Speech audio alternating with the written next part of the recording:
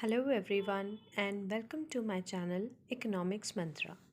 Students, आज के इस वीडियो में हम डिस्कस करेंगे माइक्रो इकोनॉमिक्स का सबसे बेसिक टॉपिक जो कि है डिमांड के बारे में। तो आज के इस वीडियो में हम पढ़ेंगे डिमांड का मीनिंग, डिमांड शेड्यूल के बारे में और डिमांड कर्व के बारे में। तो डिमांड के बारे में पढ़ने से पहले हमें कुछ दो और वर्ड्स का मीनिंग जानना होगा जो कि इससे जुड़े हुए हैं, जो कि है डिज़ायर और एक है वांट। डिज़ायर यानी कि जब हम किसी चीज़ की इच्छा रखते हैं, जब हम किसी चीज़ के लिए अपनी विलिंगनेस एक्सप्रेस करते हैं तो उसे हम डिज़ायर कहते हैं। तो यहाँ पर डिज़ायर का क्या मतलब है, यहाँ पर आप देख सकते हैं कि मैंने डिज़ायर में दो पॉइंट्स इसमें मेंशन किए हैं, willingness to buy and don't have enough money. Desire हम तब बोलते हैं जब किसी चीज़ के लिए हम विलिंग हैं, उसे ख़रीदना चाहते हैं, लेकिन हमारे पास इनफ मनी नहीं है। उसके बाद आता है वांट। इसमें तीन चीज़ें हैं। विलिंगनेस टू बाय मतलब हम चीज़ को ख़रीदने के लिए विलिंग हैं। वी हैव इनफ मनी, हमारे पास इनफ मनी भी है, but we are not ready to spend, लेकिन हम उस चीज़ पर पैसा खर्च करने के लिए रेडी अभी नहीं हैं। तो उस सिचुएशन को हम वांट कहते हैं। और ये डिमांड तब बनता है जब इसके अंदर तीनों चीज़ें इंक्लूड हो जाती हैं, यानी कि जब हम किसी चीज़ को ख़रीदने के लिए विलिंग भी हैं, we have enough money, money भी है हमारे पास, उतना पैसा भी है जितना उसके लिए चाहिए, and we are ready to spend और हम पैसा खर्च करने के लिए भी तैयार हैं। यानी कि तीनों चीज़ें हमारे पास होनी चाहिए, विलिंगनेस और हमारी अफोर्डेबिलिटी कि हम उसे अफोर्ड भी कर सकते हैं और हम उसको ख़रीदने के लिए रेडी भी हैं, तो उसे हम डिमांड कहेंगे। तो ये हमारा डिमांड का मीनिंग हो गया सिंपल वर्ड्स में। लेकिन अगर हम टेक्निकल वर्ड्स में या इकोनॉमिक की टर्म्स में बात करें तो वहाँ पर डिमांड जो है उसको हम कैसे एक्सप्रेस करेंगे, उसके लिए हमें क्वांटिटी डिमांडेड का मीनिंग भी जानना होगा।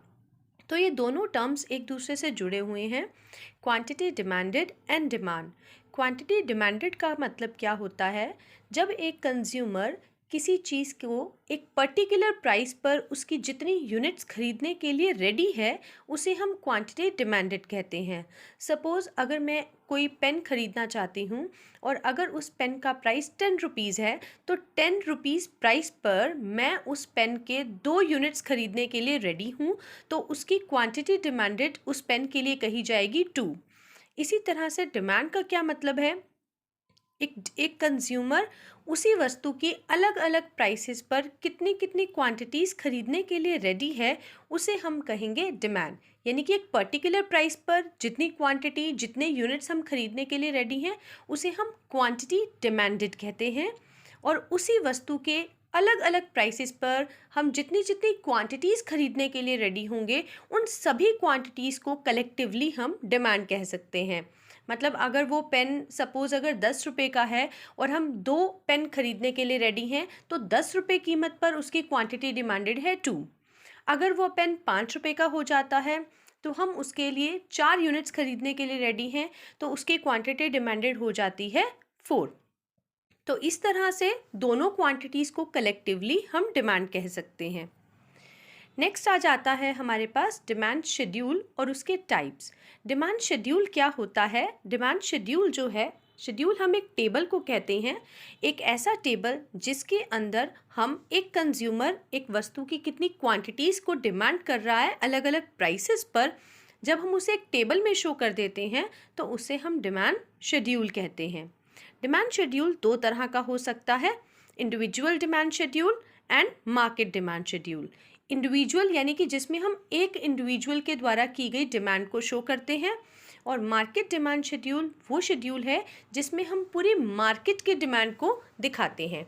इसको मैं आगे टेबल से दिखाऊंगी। तो पहले हम पढ़ते हैं इंडिविजुअल डिमांड शेड्यूल के बारे में। इसका मीनिंग मैंने दिया है, table showing the different possible quantities which a consumer is willing to buy at different possible prices. यानी कि एक कंज्यूमर एक वस्तु के अलग अलग प्राइसेस पर जितनी जितनी क्वांटिटीज़ खरीदने के लिए रेडी है, जब हम उसे ऐसे टेबल फॉर्म में दिखा देते हैं तो वो बन जाता है हमारा इंडिविजुअल डिमांड शेड्यूल। आगे है market demand schedule. Market demand schedule में हम क्या दिखाएंगे, ये वो टेबल है जिसमें हम एक वस्तु की डिफरेंट प्राइसेस पर डिमांड की जाने वाली अलग अलग क्वांटिटीज़ दिखा रहे हैं अलग अलग कंज्यूमर्स के द्वारा। आप देख सकते हैं पहले वाले कॉलम में मैंने प्राइस लिया है, सेकंड कॉलम में क्वांटिटी ली है और उसके साथ ए लिखा है। ए यानी कि हम मान लेते हैं कि ए एक कंज्यूमर है। ऐसे ही नेक्स्ट कॉलम में बी लिया गया है, बी की ली गई क्वांटिटी, बी सेकंड कंज्यूमर है और लास्ट में मैंने लिया है मार्केट, यानी कि पूरी मार्केट की डिमांड। तो हम सपोज कर लेते हैं कि मार्केट में दो ही कंज्यूमर हैं, एक है कंज्यूमर ए और एक है कंज्यूमर बी। तो कंज्यूमर ए डिफरेंट उस प्राइसेस पर जितनी जितनी क्वांटिटीज़ खरीदने के लिए रेडी है उसमें मैंने ए की क्वांटिटीज़ को शो किया है। इसी तरह से बी जितनी क्वांटिटीज़ खरीदने के लिए रेडी है उन प्राइसेस पर, उसमें मैंने बी की क्वांटिटीज़ को भी शो किया है। और दोनों की क्वांटिटी को अगर हम सम टोटल कर दें तो वो हमारी पूरी मार्केट की डिमांड आ जाएगी। यानी कि वस्तु की डिफरेंट प्राइसेस पर पूरी मार्केट में कितनी डिमांड है उसे हम इस तरह से जब टेबल में दिखाते हैं तो उसे हम मार्केट डिमांड शेड्यूल कहते हैं। नेक्स्ट आ जाता है इसके बाद डिमांड कर्व के बारे में। डिमांड कर्व क्या होता है? जो कि अभी हमने डिमांड शेड्यूल पढ़ा वो एक टेबल फॉर्म में था। अगर हम उस टेबल को ग्राफ फॉर्म में दिखा देते हैं, यानी कि अगर हम उसे ग्राफिकली रिप्रेजेंट करें तो उसे हम डिमांड शेड्यूल की बजाय फिर डिमांड कर्व कहेंगे। इसी तरह से जैसे कि डिमांड शेड्यूल दो तरह का था, वैसे ही डिमांड कर्व भी दो तरह का होता है। एक है इंडिविजुअल डिमांड कर्व और सेकंड है मार्केट डिमांड कर्व। तो पहले हम करते हैं इंडिविजुअल डिमांड कर्व के बारे में। इंडिविजुअल डिमांड कर्व वो कर्व होता है जिसमें हम एक इंडिविजुअल के द्वारा मांगी गई क्वांटिटीज़ या एक इंडिविजुअल के द्वारा डिमांड की गई क्वांटिटीज़ को हम ग्राफिकली रिप्रेजेंट करते हैं, उसे हम इंडिविजुअल डिमांड कर्व कह सकते हैं। आप ये देख सकते हैं मैंने यहाँ वाई एक्सिस पर प्राइस लिया है, एक्स एक्सिस पर हमने क्वांटिटी ली है। जो इंडिविजुअल डिमांड शेड्यूल में जो मैंने टेबल यूज़ किया था उन्हीं वैल्यूज़ को मैंने यहाँ पर प्लॉट किया है। नीचे क्वांटिटीज़ ली गई हैं और वाई एक्सिस पर जैसे कि प्राइस दिखाया गया है, तो हम ये देख सकते हैं कि 10 रुपये प्राइस पर क्वांटिटी है 1, 8 रुपीज़ प्राइस पर क्वांटिटी है 2, 6 रुपीज़ प्राइस पर क्वांटिटी है 3, जो कि इस पॉइंट पर आके मिला। 4 रुपीज़ प्राइस पर क्वांटिटी 4 है और 2 रुपीज़ प्राइस पर क्वांटिटी हमारी 5 है। तो इन सभी डॉट्स को मिलाकर ये हमारे पास एक डी नाम से एक इंडिविजुअल डिमांड कर्व आ गया। अब हम देख रहे हैं कि ये डिमांड कर्व का जो स्लोप है ये डाउनवर्ड है। हमारा एक कर्व ऊपर से नीचे की तरफ आ रहा है, इसे नेगेटिवली स्लोप्ड डिमांड कर्व हम कह सकते हैं। ऐसा इसलिए है क्योंकि प्राइस और क्वांटिटी में इनडायरेक्ट रिलेशन होता है, यानी कि नेगेटिव रिलेशन। यानी कि जब प्राइस बढ़ता है तो डिमांड कम होती है और जब प्राइस कम होता है तो डिमांड बढ़ जाती है। उसी नेगेटिव रिलेशनशिप को शो करता है ये डाउनवर्ड स्लोपिंग डिमांड कर्व। आगे आ जाता है हमारे पास मार्केट डिमांड कर्व।